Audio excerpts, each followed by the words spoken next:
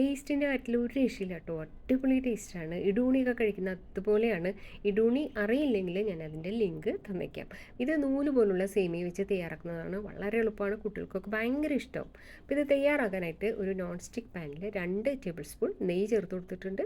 നെയ്യ് ചൂടാകുമ്പോൾ 10-12 ബദാം നുറുക്കിയത് ചേർത്ത് ഒരു മിനിറ്റ് നേരം ഒന്ന് ഇളക്കിയതിന് ശേഷം അതിലേക്ക് 1 ടേബിൾ സ്പൂൺ കറുത്ത എള്ളും കൂടെ ചേർത്ത് എല്ലാം കൂടെ ഒന്ന് റോസ്റ്റ് ചെയ്യാം. ഇനി ഇതിലേക്ക് നൂല് പോലുള്ള സേമിയ 1 കപ്പ് എടുത്തിട്ടുണ്ട്. അത് കൈകൊണ്ടൊന്ന് അമർത്തി കൊടുക്കുമ്പോൾ അത് ഒടിഞ്ഞ് ചെറിയ പീസസ് ആയിട്ട് കിട്ടിക്കൊള്ളും. ഇനി അതും കൂടെ ചേർത്ത് എല്ലാം കൂടെ റോസ്റ്റ് ചെയ്യാം. അപ്പോൾ ഫ്ലെയിം വളരെ കുറച്ചിട്ട് വേണം ചെയ്യാനായിട്ട്, കാരണം ഇത് നൂല് പോലുള്ളത് കൊണ്ട് പെട്ടെന്ന് കരിഞ്ഞു പോകും. അപ്പോൾ അത് പ്രത്യേകം ശ്രദ്ധിക്കണം.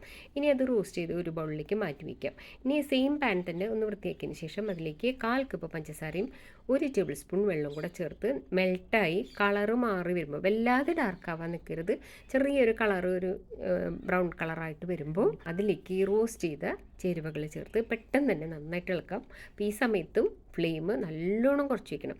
എല്ലാം മിക്സായി കാണുമ്പോൾ ഫ്ലെയിം ഓഫ് ചെയ്യാം. ഇനി ചൂടാറുന്നതിന് മുമ്പ് തന്നെ ഷേപ്പ് ചെയ്യണം. ഞാനിപ്പോൾ ഇത് ഒരു കുഴിയുള്ള ഒരു സ്പൂണിൽ വെച്ച് അമർത്തി ഒന്ന് സൈഡൊക്കെ ഒന്ന് വൃത്തിയാക്കിയിട്ട് കമഴ്ത്തിയാൽ മതി. അല്ലെങ്കിൽ കൈ കൊണ്ടും ഷേപ്പാക്കി വെക്കാം. അത് വെക്കുമ്പോഴേക്കും തീരും, അത്രയും ടേസ്റ്റാണ്.